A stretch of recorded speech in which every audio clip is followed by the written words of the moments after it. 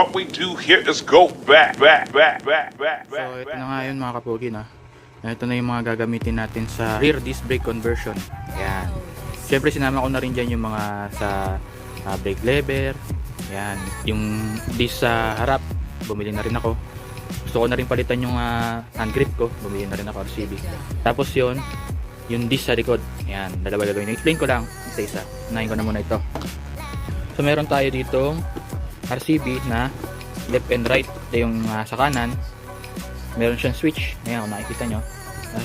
Meron siyang tank. Nakalagay dyan na maximum tsaka minimum na pwede mong ilagay. Ayan, RCB. Ito na yung binili ko. Ayan, ang model nito is RB Master Brake Pump. Ayan, yung LH left hand yan. Tapos 12.7 mm E3. E3 siya. Ayan, kapareho niya to. Ayan, RH naman na nakalagay sa kanya kasi right hand. 12.7 din. Ayan. Pareho silang merong switch. Ito may switch to, may switch din yon. Alam ko yung stock ko kasi isa lang yung switch. Kasi nakaka-under brake yun. Pinreno ko yung kaliwa. Ayan. May mahatak sa kanyang wire papunta dito sa kanan kaya isa lang yung switch nyo. Alam ko nandun lang sa kanan yung switch nung sa Honda Click natin. Ngayon isipin ko kung magja-jumper ba ako dito para sa wire dito. Basta makikita na lang natin. Tuturo ko na rin sa inyo kung paano. Ito yung binili ko kasi ang maganda rito is mas mahaba na tong lever. Meron kasi akong isang nagugustuhan, yung S1 Forge ba yun, na model din ng RCB. Yung baso niya, yung ganito niya, tangke niya, parang baso yung pag tas hose. Maganda sana yun, wala nang tabas. Alam ko may tabas pa rin naman doon. Kasi ito, magtatabas talaga tayo dito sa kaha ng Honda Click natin. Gawa ng itong, wala naman tangke yung kaliwa natin. Ang gandaan ko dito kasi ito, mas malaki yung niya dito niya. Doon kasi sa isa is, alam ko, ito maikli eh. May nag-review nun, maikli daw yung ganito. Kaya ito, yung binili ko, tsaka mas mura to ng konti doon kaysa doon. Yan. Kung kailangan nyo pala ng mga parts sa mga kapogi, tingnan nyo yung link sa description, nandoon yung page kung kailangan nyo ng mga parts ng motor katulad ng mga to. Puntahan nyo lang yung mga kapogi. Yan. Mura mga parts dyan. PM nyo lang. Yung kasama ng box. May mga sticker pa. Ayun, tsaka may manual. Yan, pag bibili ko, wala may sticker. Tsaka yun lang. May manual. Ayun, sticker manual. Nakabalot tong isa. Ayan. Next naman natin itong brake hose. Ayan. Ayan. Teflon brake hose. Ayan. Ang binili ko is 2000 mm. Yung pinakamahaba ng RCB ata to. Pero yung sa mga na-inquire ko, ito yung pinakamahaba. Pero alam ko, meron pa siyang mas mahaba. Nasa 2100 ata. Ayan. Ito 2000 mm. RB Teflon brake hose. Kulay pula na rin. Yan, para todo sa likod. Yung sa harapan ko hindi ko pa siya binilan eh. Siyempre likod muna unahin natin unti-unti yan. Dahil medyo mabigat na yung presyo ng mga nagastos natin dito. Kaya unti-unti na natin yung sa harapan. Yan. Ito yung yan, hindi ko nabubulat-latin. Pero ayan, maganda yan. Meron din siyang tatak dito. Tsaka doon sa pinaka-hose niya may pangalan. Sunod natin itong disc plate sa harapan. 190mm ito. Ayan.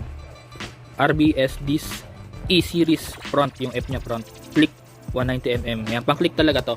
Kaso ang binili ko is 4 holes. Apat yung holes niya kasi yung mags natin sa unahan, bumili tayo ng bagong mags. 4 holes yun. Hindi katulad ng stock natin sa click 150i na 5 holes. So kailangan ko talaga magpalit ng ganito. Pero kailangan kasukat din 190mm. Kasi pag hindi kasukat ang binili mo, hindi kakasya yung caliper mo doon. Kaya ayan, kasukat yung binili ko. Sana mag-swak to. Sunod naman natin tong caliper. Ayan. RCBS2 brake caliper. Model niya is ayan, RB brake caliper S2 series. Pang NMAX yung binili natin, rear red, kulay pula. Alam niyo ba't pang NMAX yung binili ko? Ito yung mga tornilyo nito para do sa swing arm to eh. Tapos ito yung mga sa brake hose. Mamaya natin explain yan. Ito muna. Ang laman, ito meron siyang tornilyo dito, bolts. May bolts siya para dito siguro yan. Tapos ayan, yun yung manual nya. Ayan. Okay, hindi na natin bubulat-latin yan. Tingnan muna. Kaya ito yung binili natin mga kapugi. Dito medyo nahirapan ako sa pagbili nito. Explain ko muna siya. Yung mga may serial siya sa likod. Ayan, ganyan itsura niya. May kasama na siyang brake pad. Ayan. Tapos yung bracket niya kailangan ganito. Alam niyo kung bakit ganito yung binili ko mga kapugi. Medyo nahirapan ako sa pagbili nito. O sa pagpili ng RCB na brake caliper. Kasi may mga para sa swing arm. Ito, swing arm. Para sa swing arm kasi ng Ito pang PCX yung ginamit ko. Sakto na siya. Sakto na siya sa butas. Yan. Medyo ang hinabol ko dyan, naghabol na lang ako sa disc.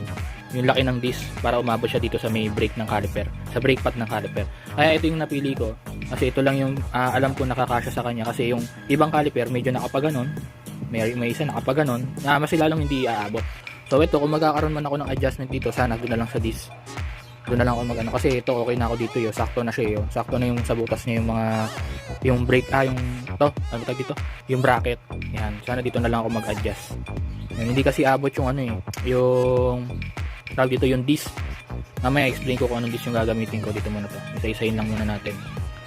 Yan. Kasi ang talagang totoong ginagamit sa PCX na stock at sa PCX na motor na ganito is Nissin. Sakto siya dito, Nissin. Yung stock talaga niya, Nissin. Sakto yan dito. Yan. Ito yung picture. Yan. Kaso, siyempre, ayoko naman ng Nissin. Tsaka, mas mahal yung Nissin. Ang alam ko, nasa 3,000 plus. Ito, magkano lang yung bili natin dito. Yan, tas RCB pa. Kaya, ito na rin yun. Tsaka, build RCB kasi yung lahat ng gusto ko. Yun nga lang, may naiba yung mugs. Mamaya, papakita ko sa inyo kung ano yung mugs na nabili ko. Kung bakit yun na nabili ko. So, yun. Tapos na tayo dito sa may caliper. Papaliwanag ko naman sa inyo. Ito naman. Swing arm. Ang ginamit kong swing arm, mga kapugi. Ito ang ginamit kong swing arm is nagpalit na tayo ng swing arm. Ayan na, pang PCX na yung ginamit natin. Yan, may lalagyan siya dyan ng ito sa brake tool. Ayan, yung kanina mamaya papakita ko sa inyo kung ano yun. Yan, yung lalagyan sa caliper. Ito yung likod nya kasi sakto na siya may kabitan na siya ng caliper. Hindi na ako nagpagawa ng bracket sa yung stock ko hindi ko na pinagawa ng bracket, pero pwede nyo pa rin pagawa ng bracket kung may kakilala kayong nagtatorno o pwede kayo yung ipatorno. Yun. Dito gagawa ng bracket. Yan. Kasi ito talaga pinili ko. May bracket na siya. So next na natin yung mga tornilyo. Para ma-explain ko sa inyo para saan to. Ito. Ano to? Holder to ng brake hose. Yan. Doon yan sa mga butas kanina. Rizoma yung tatak. Ito naman. May bolt ako dito. Hindi kasi yung bolt na nabili ko. Dapat pala at 10mm. 8mm to eh. Para to doon sa may caliper, sa swing arm. Tsaka itong tatlong to na maliliit, dito yan, bolt niyan dito. Bumili na rin ako kasi sinabay ko na yan doon. Sinasabay ko na doon sa utol ko. Yan, kung kailangan nyo nga ng parts ng mga motorcycle, andyan yung link sa description. Tapos ito, bumili na rin tayo nito kasi medyo matagal na yung hand grip natin. RCB na rin yung binili ko, mura lang naman. Sinabay ko na rin siya. Yan. Model nito is RB Alloy Handle Grip Silver. Ayan. AHG11. Ayan, mas gusto ko kasi mas marami yung chrome na kulay sa motor ko kasi nga silver yung atin. Ang combination kasi ng motor natin is gray, black, silver. Sa mga metal ko, gusto ko puro chrome. Tanggal ko na yung mga gold na bolt doon. Ayan, pinapalitan ko talaga siya ng mga ganito. Ayan, mga chrome, mga silver na tornilyo. Tapos ito naman, explain ko sa inyo. Dalawa yung disc natin dito, ito. Ayan. Isang pang NMAX tsaka isang pang sniper. 245mm at saka 230mm. Ito kasing pang NMAX natin, hindi to kasya kapag doon sa caliper. Bali ito siya. Ito yung pang NMAX, stock ng NMAX to yung sukat. Yan, diba nakaganyan yan dito sa ilalim. So kapag nakalagay na yan dito, nakalagay na to. Ang kagat lang niya sa brake pad. Ayan, sakto sa mga butas. Sakto sa gitna rin to. Ang kagat niya lang sa mga butas. Ayan lang. Diba? Konti lang. Konti lang yung pinakaangat niya sa mga butas. Ayan. Ayun lang siya. Konti lang. Siguro kung ito ang gagamitin ko, mag-a-adjust ako. I-a-adjust ko to. Kunyari ito. Ganyan. I-a-adjust ko to dito. Iurong ko siya pa gano'n. Ito sakto na to dito. Iurong ko siya pa ganyan. Nga lang, wala nang pagkakabitan magbubutas dito. So kaya dito i-adjust. Hindi ko alam kung paano discarte gagawin. Kaya dalawa yung dinala ko. Yung isa naman, itong 245mm. Palit natin. Nasakto ko muna. Yan, gitna na siya. Medyo mas malaki yung kain nito. Yan. Kaya ito yung dinala ko. Yan. Diba? Dalawa sila, pagpipilian na lang yan nung gagawa nung totorno. Alam nyo ba't ang ginamit ko is flat? Merong nabibiling bowl type kaso puro 220mm. Hindi umaabot doon sa sukat niya na dito. Hindi umaabot dito. Mga gandito lang. Konti lang yung kain ng mga ito. Yan. Kaya ito ang ginawa ko. Yan. Kasi hindi ko pa alam yung pinakasukat ng tawag dito nung bowl type. Pag naglagay ka kasi dyan, tapos bowl type, kunyari ito na yun. Yan. Aangat yan, iaangat yan ng pag bowl type. Kakaroon ng clearance yan, siyempre na bowl type. Ngayon, ang gagawin ko, magpapagawa tayo ng adapter. May nabibiling adapter pero di ako bumili kasi kailangan ko talaga yung customize para dito. Yung sakto yung sukat. Papagawa tayo ng adapter dito, nakasama tong dito bilog. Naaabot hanggang dito o aabot hanggang dito sa mga ano nyo kasi masyado malaki yung ano nyo. Mamaya ilalapat ko rin sa Mags to para mas maintindihan nyo. Papagawa tayo ng adapter nito. Yes, yun. Ito, tuturo ko sa inyo. Ito yung Mags natin mga kapugi. X-Speed. Yan. Ito naman na ilalabas ko. Wait lang. Nanabal naman ang loob. Ayan, may sticker. Ito yung sa front. Labas ko yung front para mas makita nyo. Ayan siya. Ito yung sa front. Ayan. Yung front niya, ayan sinasabi ko sa inyo, 4 holes. 4 holes siya. So hindi pa pwede yung stock ko. Kaya gagamitin natin. Bumili tayo ng bago ng ganyan, RCB total. Ayan. Kasya naman siya.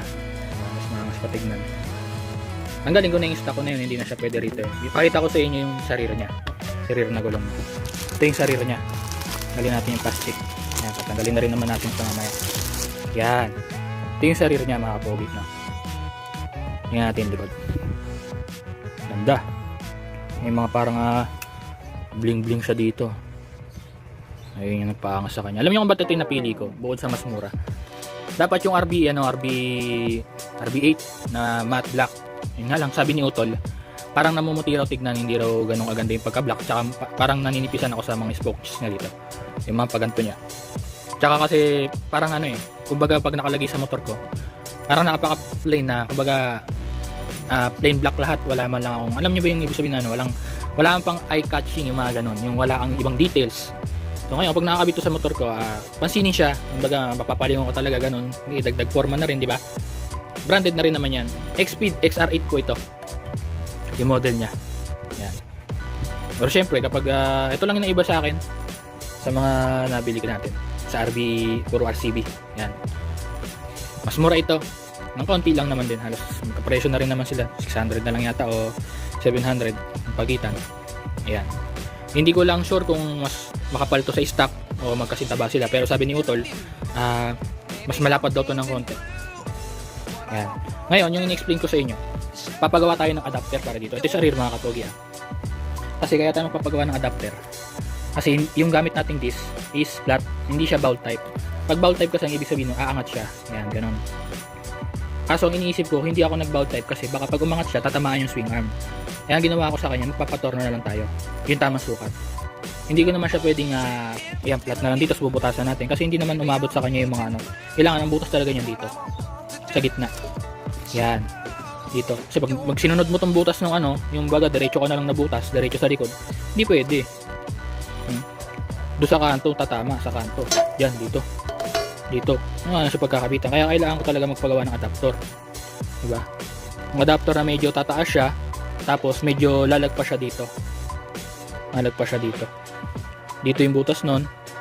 Tapos dito naman kakapit yung mga sa disc. Yung kakapit yung mga nut niya para hindi siya gumalaw. Kunin ko itong isa. Ayun, hindi rin sumakto siya.